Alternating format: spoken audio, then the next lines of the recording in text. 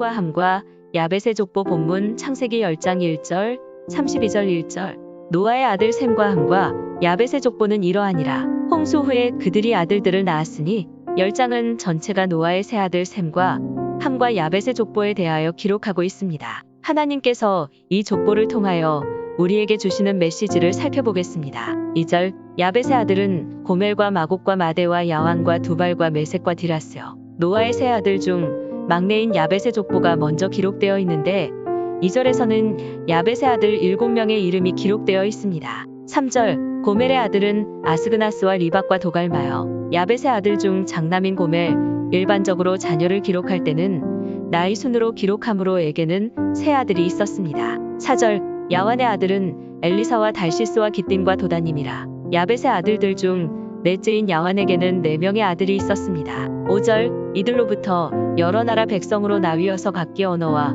종족과 나라대로 바닷가의 땅에 머물렀더라. 야벳의 아들들을 통하여 많은 민족이 나왔는데 그들이 주로 머물렀던 지역은 바닷가라고 말씀하고 있습니다. 이 바다는 지중해를 말하는데 야벳의 후손들은 주로 지중해를 중심으로 지중해 주변에 흩어져 살았다는 말입니다. 그 사람들이 주로 어떤 사람들입니까? 그 사람들은 지금의 이탈리아, 그리스, 스페인, 포르투갈, 터키 사람들인데 그들은 거기서 점점 뻗어나서 전 유럽에 뿔뿔이 흩어져 살게 되었습니다. 결국 야벳의 후손들은 주로 유럽에 흩어져 살고 있는 백인들이며 야벳은 그들의 조상입니다. 6절 함의 아들은 고스와 미스라임과 북과 가나안이요. 노아의 아들의 족보 중 두 번째 기록된 족보는 노아의 둘째 아들 함의 족보입니다. 함에게는 4명의 아들이 있었는데 함의 아들의 이름은 비교적 친숙합니다. 고스는 지금의 이디오피아를 말하며 미스라임은 애굽을 말합니다. 그리고 붓은 이집트 바로 옆에 있는 리비아를 말하며 가나안은 우리가 너무나 잘 알고 있는 지금의 이스라엘 땅입니다. 여기 보면 이디오피아, 이집트, 리비아 모두 아프리카에 있는 나라들입니다. 즉 함의 자손들은 아프리카에 살고 있는 흑인이며 함은 흑인들의 조상이 되었습니다. 7절 고스의 아들은 스바와 하윌라와 삽다와 라하마와 삽드가요. 라하마의 아들은 스바와 드단이며 함의 첫째 아들 고스에게는 5 아들이 있었으며 그중 4번째 아들인 라하마에게는 2명의 아들이 있었습니다. 8절에서 12절 고스가 또 니므롯을 낳았으니 그는 세상의 첫 용사라. 그가 여호와 앞에서 용감한 사냥꾼이 되었으므로 속담에 이르기를 아무는 여호와 앞에 니므롯같이 용감한 사냥꾼이로다 하더라. 그의 나라는 시날 땅에 바벨과 에렉과 악각과 갈레에서 시작되었으며 그가 그 땅에서 아수르로 나아가 니누에와 르호보딜과 갈라와 및 니누에와 갈라 사이에 레센을 건설하였으니 이는 큰 성읍이라. 오늘 본문은 함의 족보에 대하여 말씀하면서 갑자기 고스의 아들 니므롯에 대하여 엄청나게 많은 양을 할애하고 있습니다. 여기 보면 니므롯을 세상의 첫 용사라고 말씀하고 있는데 개역 한글 성경은 니므롯을 가리켜서 세상의 처음 영걸이라고 말씀하고 있습니다. 즉 니므롯은 그 당시 최고의 영웅이었다는 말입니다. 그러면서 성경은 니므롯의 직업을 사냥꾼으로 소개하고 있습니다. 그 당시는 지금처럼 산업이 발달하지 못했기 때문에 직업이 그렇게 다양하지 못했습니다. 그 당시 사람들은 돈을 벌어서 부자가 되기 위하여 일을 했던 것이 아니라 자기 가족의 생계를 책임지기 위하여 일을 했습니다. 그래서 남자들의 직업은 육지에서는 주로 농부였거나 아니면 목동이었으며 바닷가에서는 주로 어부였습니다. 그 중에는 니므롯과 같은 사냥꾼도 있었습니다. 그런데 사냥꾼이라고 해서 매일 산에 가기만 하면 짐승을 잡아오는 게 아니지 않습니까? 그들은 허탕을 칠 때도 많이 있었을 것입니다. 그런데 니므롯은 일반 사냥꾼들과 달리 사냥을 나가기만 하면 짐승을 잡아오는 것입니다. 그것도 덩치가 아주 큰 호랑이나 곰 같은 것을 잡아오는 것입니다. 옛날에는 지금과 같이 무기가 발달되지 않았기 때문에 짐승을 잡기 위해서는 엄청난 힘과 용기가 필요했습니다. 그런데 니므롯이 뛰어난 사냥꾼이었다는 말은 그에게 그 힘과 용기가 다른 사냥꾼이나 일반 사람들에 비하여 탁월했다는 것입니다. 그래서 사람들은 엄청난 힘과 용기를 갖춘 니므롯을 자연스럽게 따르게 되었던 것입니다. 옛날에는 지금과 달리 전쟁이 얼마나 많이 일어났는지 모릅니다. 그런데 전쟁에서 지게 되면 전쟁에서 진 나라의 백성들은 하루아침에 모든 자유를 박탈당하고 이긴 나라의 노예가 되어버리고 맙니다. 그런데 니므롯이 그 엄청난 힘과 용기를 가지고 주변의 모든 대적들로부터 자기들을 안전하게 지켜주니까 사람들이 아주 자연스럽게 니무롯을 따랐던 것입니다. 그래서 니무롯은 자기를 따르는 사람들을 데리고 성을 건축하고 그게 자라서 나라가 되고 그 나라가 점점 커져서 주변에 있는 그 어떤 나라도 넘볼 수 없는 아주 강력한 나라가 된 것입니다. 그러니까 니무롯은 그 강한 군사력을 가지고 주변에 있는 약한 나라들을 침략해서 자기 나라의 영토를 점점 넓혀갔습니다. 그래서 니무롯이 다스리던 나라는 그 주변에서 가장 영토가 넓고 강력한 나라가 되었던 것입니다. 니무롯이 활동했던 지역은 우리가 바벨론 또는 갈대아라고 알고 있는 지역인데 그곳은 그 당시 중동에서 가장 비옥한 지역이었으며 사람이 살기에 가장 적합한 지역이었습니다. 그는 그곳에서 나라를 건설하고 주변에 있는 많은 나라들을 자기의 속국으로 만들므로써 그 누구도 넘볼 수 없는 강력한 나라를 건설하였습니다. 그래서 사람들은 그를 가리켜서 용사 또는 영웅이라고 불렀던 것입니다. 13절에서 14절 미스라임은 루딤과 아나밈과 르아빔과 납두임과 바드루심과 가슬루임과 갑도림을 낳았더라. 가슬루임에게서 블레셋이 나왔더라. 성경은 애굽을 가리켜 미스라임이라고 말하는데 함의 둘째 아들 미스라임이 그곳에 정착하며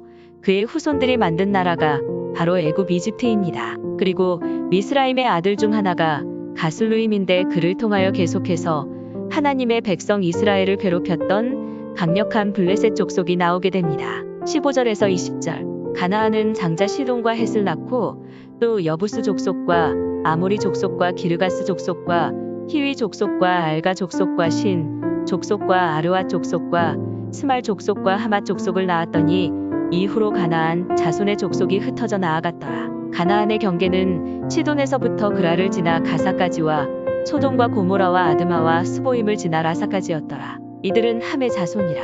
각기 족속과 언어와 지방과 나라대로였더라. 여기서는 함의 막내 아들 가나안의 후손에 대하여 말씀하고 있는데 옛날에는 사람의 이름이 곧 지명이었고 나라 이름이었고 민족 이름이 되었습니다. 함의 막내 아들 가나안은 지금의 이스라엘 땅에 정착했으며 그의 후손들이 오랜 세월 동안 그 지역에서 나라를 건설하고 살았는데 나중에 이스라엘이 그곳에 도착해서 정탐꾼을 보내었더니 그 정탐꾼들의 눈에 그 당시 가나안 땅에 살고 있던 사람들은 자기들로서는 도저히 상대할 수 없다고 생각할 정도로 덩치도 컸으며 그들이 쌓은 성은 전부 난공불락의 튼튼한 성이었습니다. 성경은 함의 후손 구스, 미스라임, 가나안의 후손을 말하면서 그들이 얼마나 강력하며 거대하며 잘난 사람들인지를 강조하고 있습니다.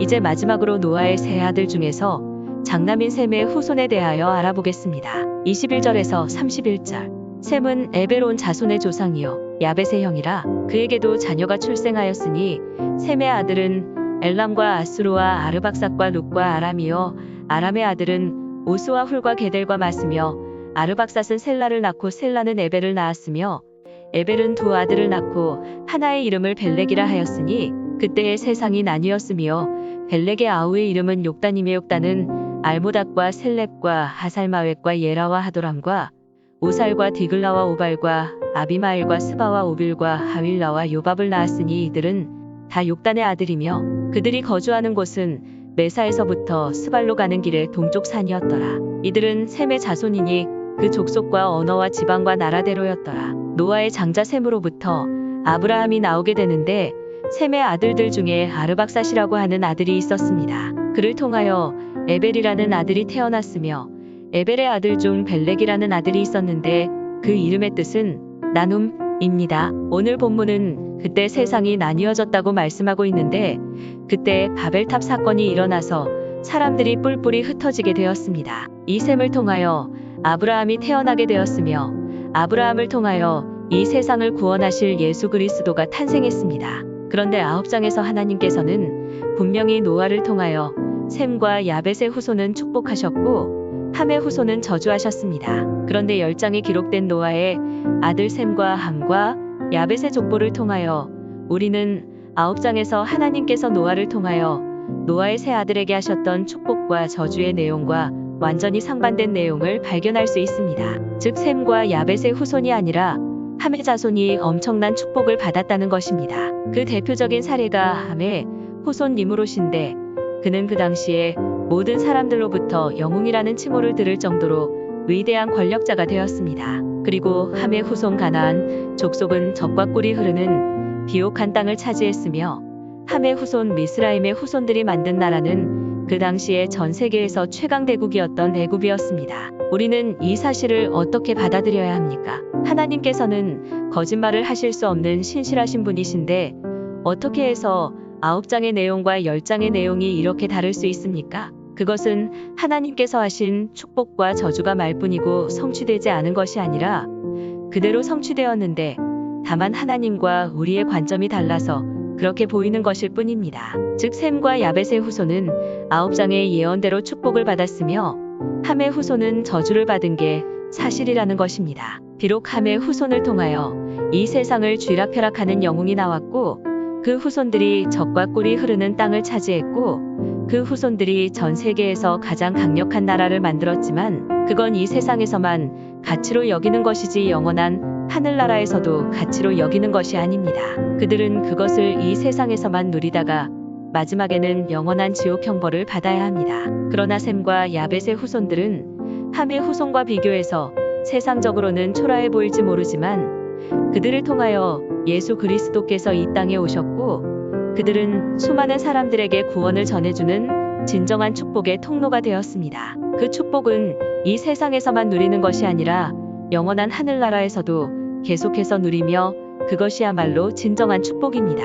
그러므로 하나님께서 노아를 통하여 셈과 함과 야벳에게 하셨던 축복과 저주는 그대로 이루어졌다고 하는 것입니다. 결론은 하나님께서는 10장의 셈과 함과 야벳의 족보를 통하여 우리에게 진정한 축복과 저주가 무엇인지를 말씀해주고 계십니다.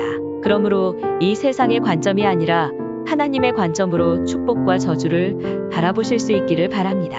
그렇게 함으로써 진정한 축복, 영원히 가도 빼앗기지 않는 축복을 마음껏 받아 누리시기를 주님의 이름으로 간절히 소원합니다.